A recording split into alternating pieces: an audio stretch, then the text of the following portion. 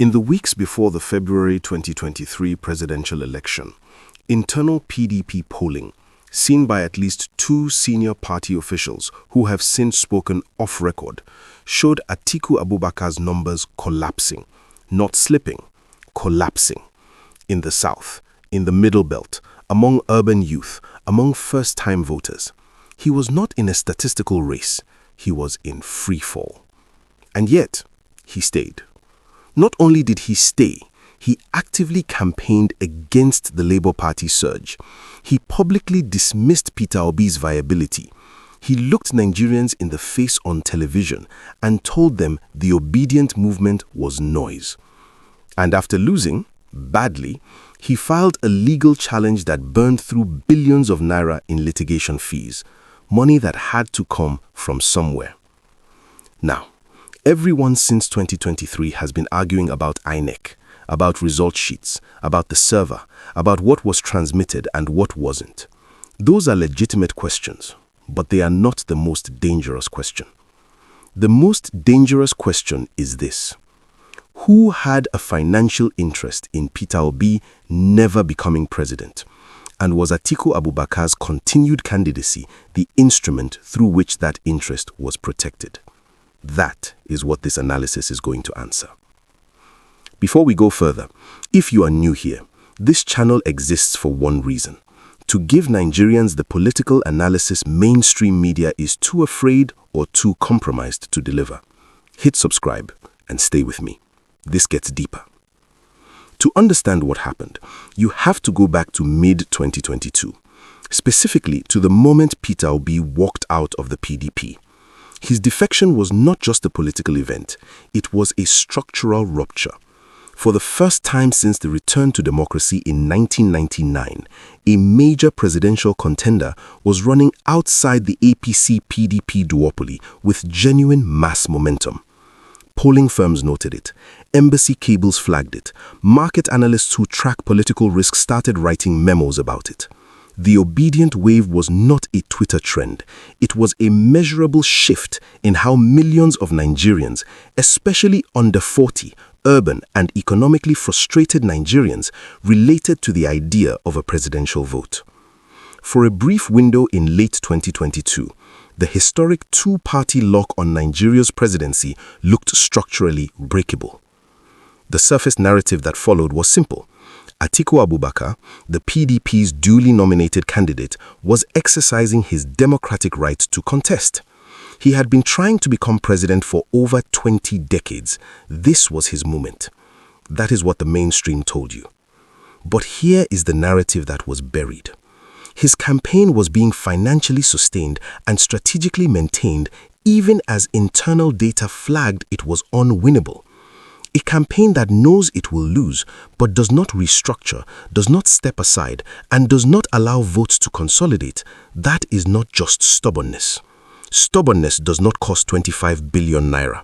Stubbornness does not maintain a full campaign apparatus across 36 states in the final 60 days before an election you cannot win.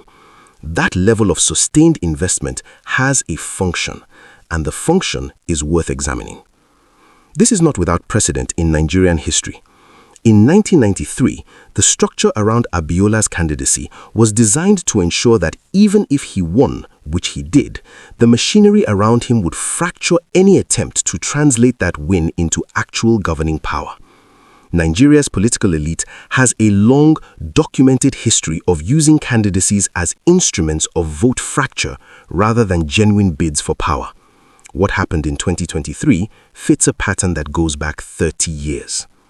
But here is the fact that reframes everything, the detail that changes the entire character of what you are looking at. The PDP spent an estimated 25 to 30 billion naira on the 2023 campaign by conservative insider estimates. And their own internal polling had flagged non-competitive numbers in at least 20 states, including Lagos, Oyo, Rivers, and Anambra, states where Atiku had no realistic path to victory. You do not spend that kind of money simply to come third. Someone needed that campaign to keep running, and that someone was not Atiku Abubakar. Start with the legal architecture because it matters. Nigeria's Electoral Act creates no mechanism to compel a registered candidate to withdraw in favor of another. That gap is not an accident. It means any well-funded actor who wants to suppress a candidate's vote consolidation can simply keep a rival candidacy alive with zero legal consequence. Nobody breaks a law, nobody files a charge, the system just absorbs the outcome. And who benefits from that ambiguity? Follow that question carefully because it leads somewhere specific. A Peter Obi presidency represented an existential threat to at least 3 identifiable power clusters in Nigeria.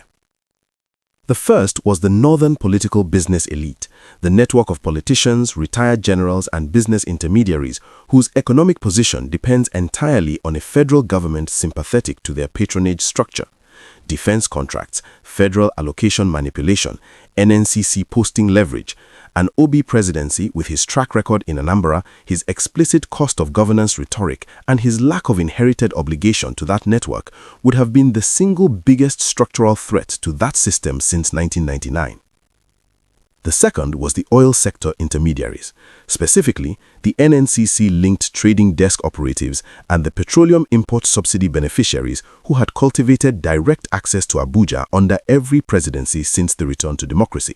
They had no equivalent relationship with Obi, no leverage, no history, no guarantee of continuity. An Obi win would not just be an inconvenience for them, it would be a rupture. The third was the old guard PDP governors, men whose political survival is structurally tied to federal patronage flows. These governors correctly calculated that an Obi win would not just change the president, it would change the entire architecture through which federal resources are distributed to state-level power brokers. Now, keeping Atiku in the race had a 2027 dividend that most analysts have missed entirely. A sustained Atiku campaign, even a losing one, allowed the APC and the broader establishment to consolidate a specific narrative that the third force is unelectable, that Labour Party is a social media phenomenon, not a governing movement. That narrative is now the primary weapon being deployed against the obedient movement's second cycle momentum. The people who funded that 2023 holding campaign may already be funding the media operatives who are systematically dismantling Peter Obi's political brand ahead of 2027. The investment continues, the vehicle changes.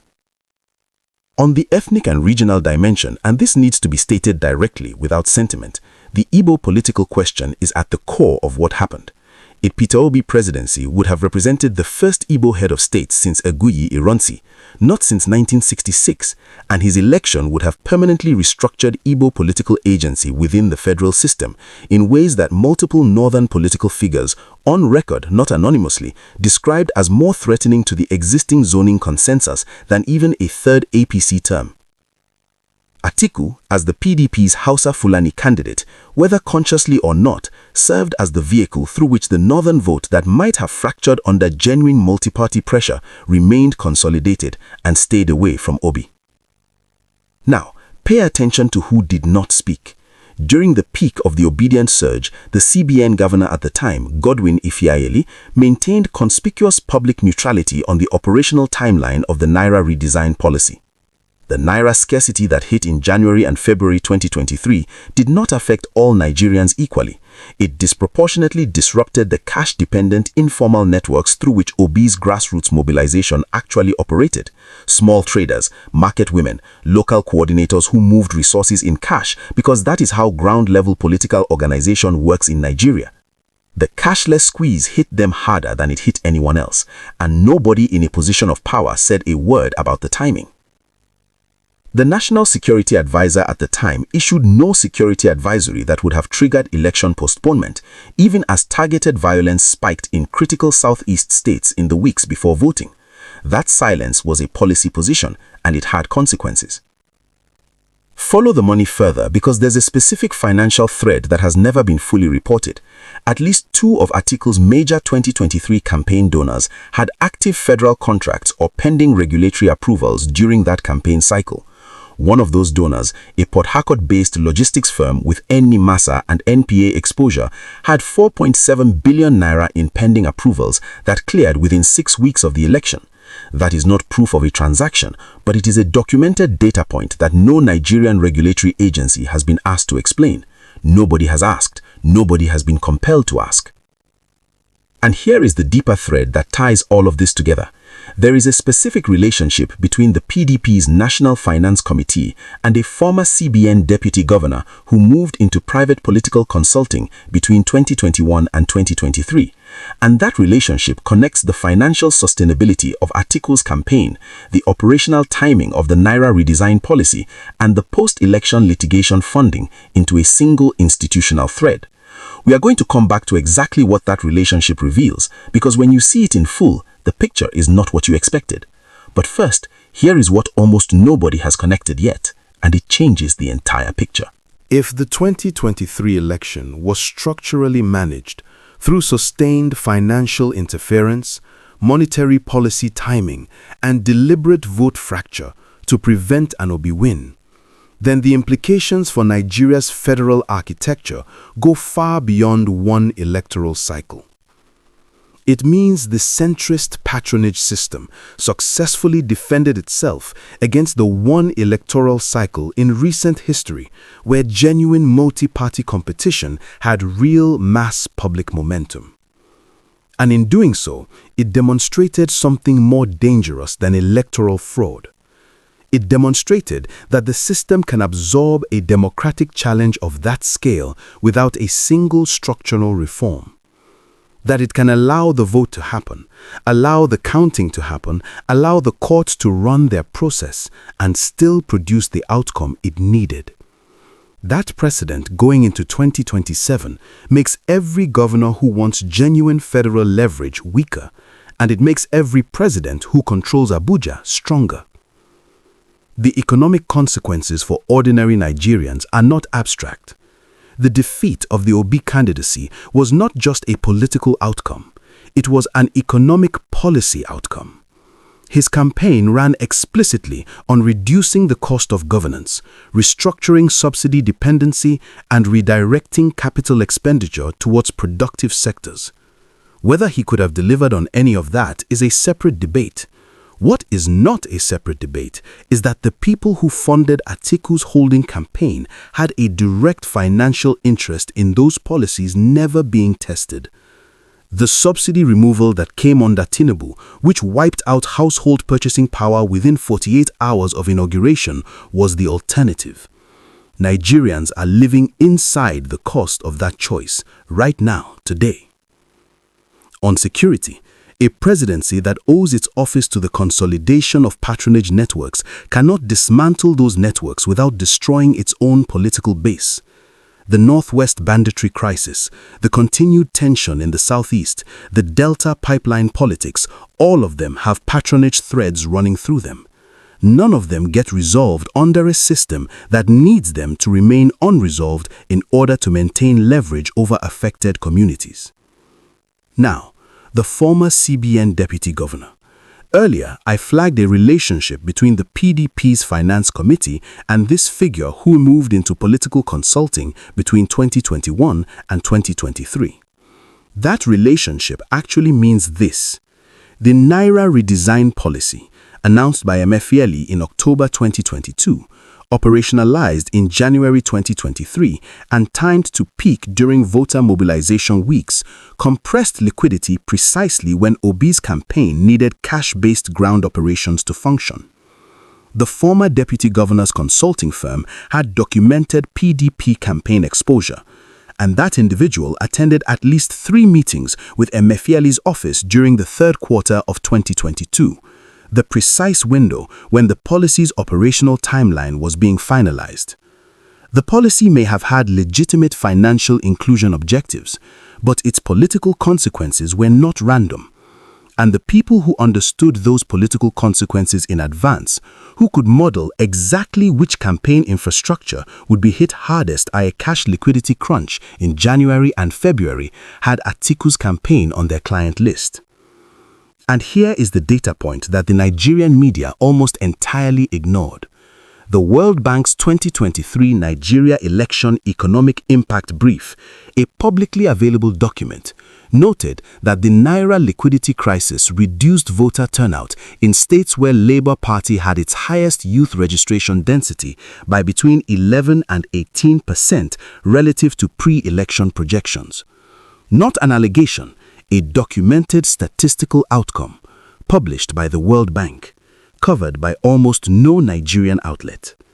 When you add that to everything else, the 4.7 billion naira regulatory approvals, the consultant timeline, the campaign funding scale that defies any rational ambition calculation, you are no longer looking at coincidence, you are looking at architecture. Now, fairness demands that we state the strongest version of the opposing argument, and there is a real one. Atiku Abubakar ran in 2023 because he had a legitimate PDP nomination, a constitutional right to contest, and a genuine, perhaps mistaken, but genuine belief that he was the most nationally viable opposition candidate.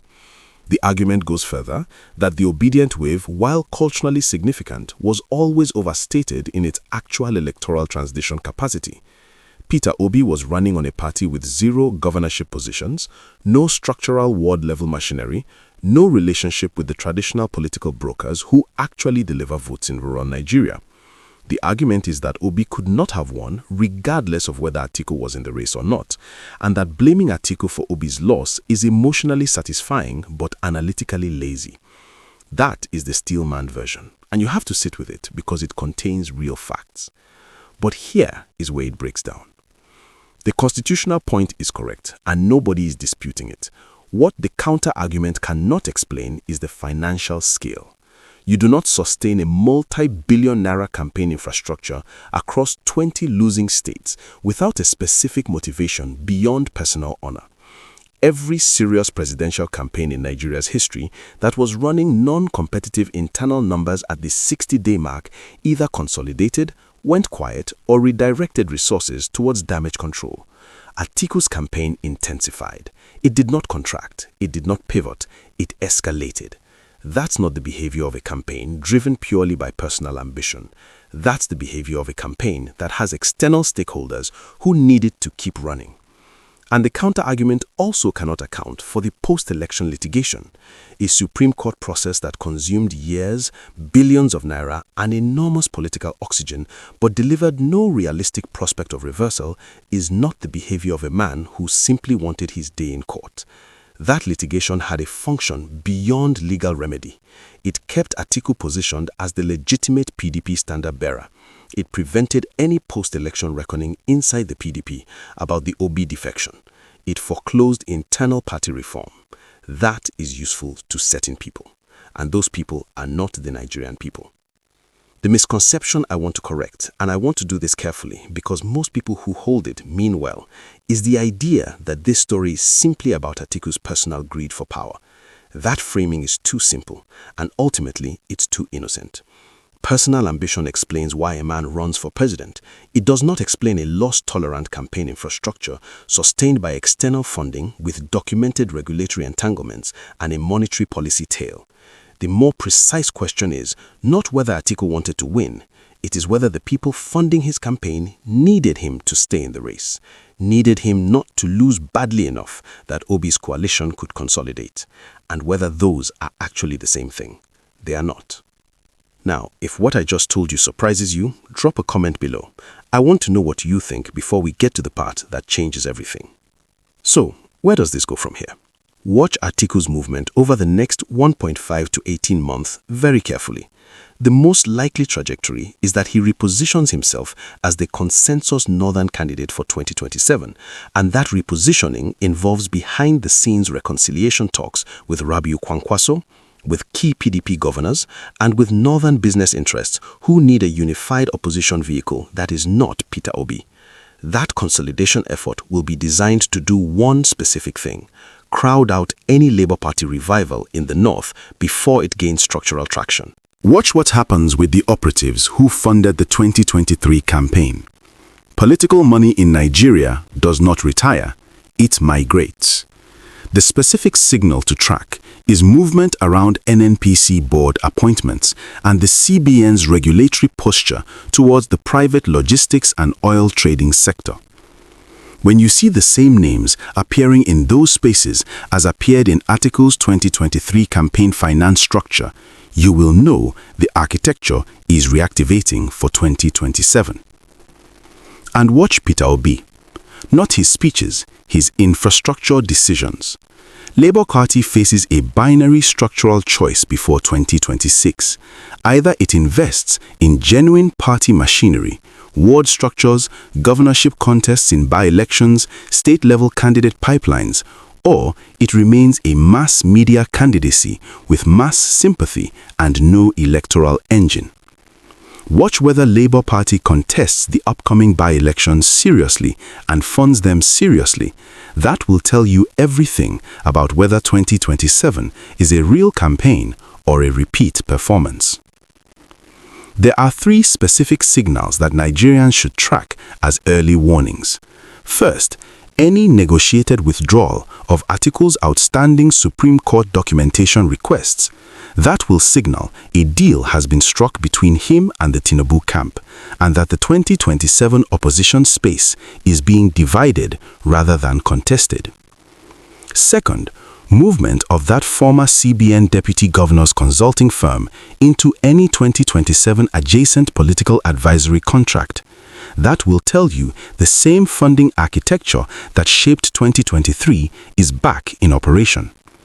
Third, whether INEC's 2026 Electoral Framework Review introduces any provisions that structurally disadvantage parties without governorship seats. That would be the institutional lock-in of the 2023 lesson written into law before the next cycle begins. Now, the question I opened with, whether Atiku's refusal to step down for Peter Obi was a paid strategic service rather than genuine political ambition. Here is the answer the evidence actually supports. It was both, and the distinction may be less important than it appears. What is important is that a documented network of political financiers with federal contract exposure, with monetary policy access, with regulatory leverage, funded a campaign that served their interests. Not Atiku's interests, not the PDP's interests, certainly not Nigeria's interests. Whether Atiku understood the full architecture of what he was participating in, or whether he was himself a managed instrument inside a strategy larger than his own ambition, is a question only a proper legislative investigation with subpoena power could definitively answer. No such investigation has been announced, none is being proposed, and that absence, that specific deliberate silence, is itself part of the answer. If this trajectory holds through 2027, Nigeria enters the 2030s with a political system that has successfully immunized itself from mass democratic correction. The patronage networks deepen, the productive economy continues to shrink relative to rent extraction, and the generation that built the obedient wave, young, urban, educated, economically locked out, either emigrates or radicalizes. Neither outcome is stable. Neither outcome is good for anyone, including the people at the top of the system that produced it. I'll leave you with one question. The naira redesign policy that the World Bank documented as suppressing Labour Party turnout by as much as 18% in key states was reversed within weeks of the election. If it was a legitimate financial inclusion policy designed in good faith to modernize Nigeria's monetary system, why was it reversed the moment the election was over? Drop your answer in the comments. I'll be reading. If this analysis gave you clarity, share it with one person who needs to understand what's really happening in Nigeria. Like, subscribe, and I'll see you in the next one.